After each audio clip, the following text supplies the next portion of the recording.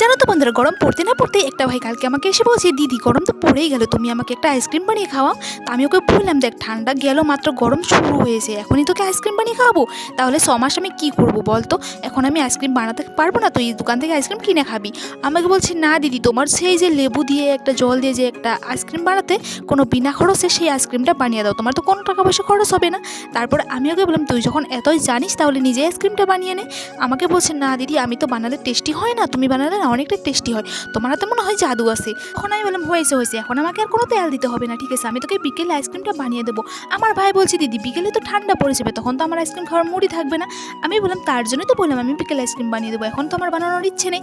তো আমার ভাই বলছে, তুমি আমাকে বানিয়ে দেবে না? তো ঠিক আছে, তুমি আমাকে বানিয়ে না দিলে এক্ষুনি আমি দোকান থেকে আইসক্রিম কিনে এনে খাবো, তোমাকে দেখিয়ে দেখি, কিন্তু তোমাকে আমি দেবো না। তারপর আমি ওকে বললাম, ঠিক আছে, তুই আমাকে এখন একটা আইসক্রিম কিনে দিস, আমি তোকে বিকেলে অনেকগুলো আইসক্রিম বানিয়ে দেবো, ঠিক আছে। আমার ভাই বলছে, না দিদি, আমি একটাও তোমাকে আমি দেবো না।